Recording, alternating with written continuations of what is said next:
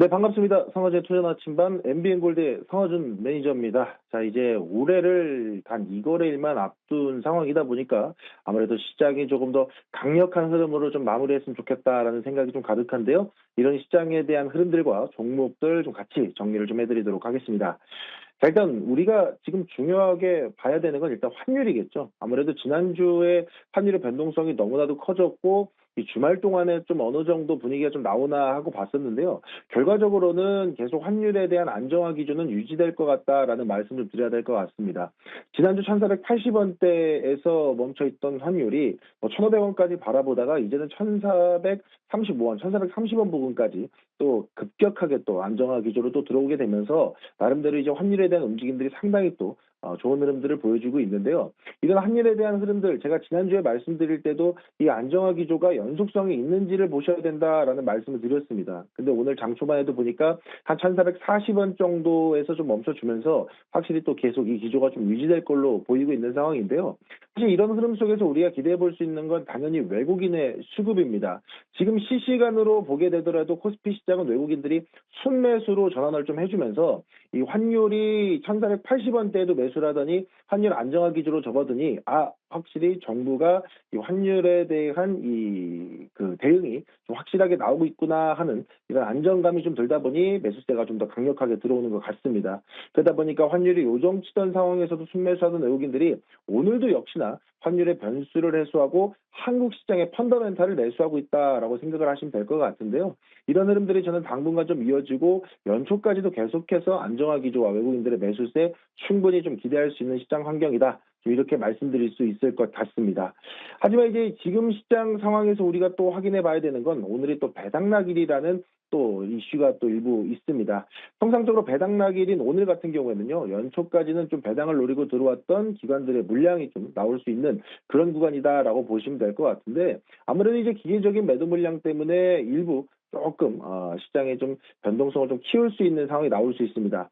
하지만 지금 시점에서는 여러분들이 느끼기에 지수가 오르는데 종목들이 조금 애매하다라는 거 느끼시는 것은 결국은 이 배당락일 때문이다라고 말씀드릴 수 있을 것 같은데요.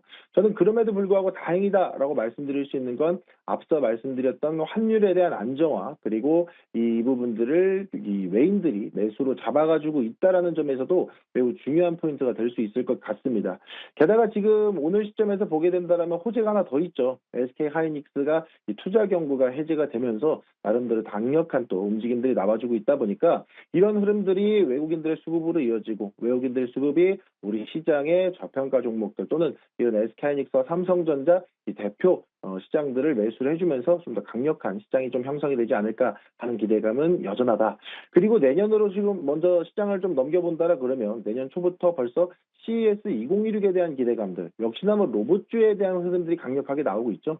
그래서 이런 흐름들도 같이 기대해 보셔도 좋을 것 같고요.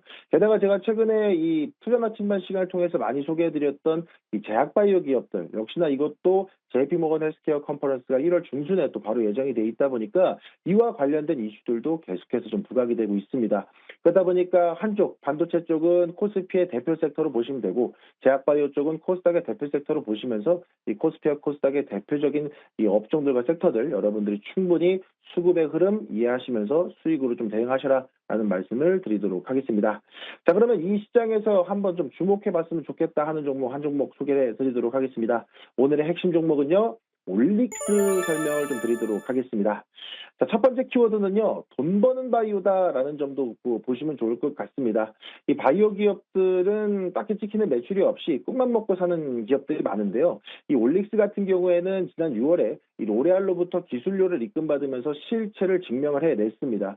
하지만 중요한 건 이게 끝이 아니라는 거죠. 이 로레알이 선택했다라는 건 RNA 간접 기술이 피부 침투에 있어서 세계 최고 수준이라는 보증수표를 받은 겁니다. 그렇다 보니까 단순히 기술 이전에 대한 공시로 끝나는 게 아니고 실제 현금이 바로 꽂히는 구조를 만들어냈다라는 것. 그래서 기술력이 곧 매출이라는 이 라인업을 좀 형성했다라는 점도 보시면 좋을 것 같고요.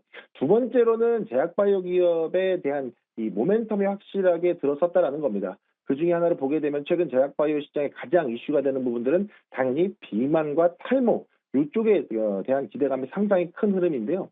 이 올릭스 같은 경우에는 탈모 치료제 쪽에서 호주 임상 환자 투여가 시작이 됐죠. 그러다 보니까 매일 먹는 약의 부작용인 이 성기능 저하는 없애고 주사 한 방으로 약효가 한 달 이상 지속되는 플랫폼을 좀 유지하고 있다 보니까 이게 또 탈모약 시장에 대한 게임 체인저로서 올릭스가 좀 더 부각될 수 있다라는 점 보시면 좋을 것 같고요. 두 번째로는 비만 치료제 역시나 시장에서 상당히 좀 부각이 많이 되고 있는데 이 일라일리와 9천억대 기술 수출 이력이 있는 기업이다 보니까 비만 치료제 시장이 2026년 제약바이오의 가장 큰 키워드로 자리를 잡고 있는 만큼 이 올릭스도 그 기간이 지나면 지날수록 계속해서 우상향 추세를 그려내기 너무 좋은 종목이다라는 말씀을 좀 더 드리도록 하겠습니다.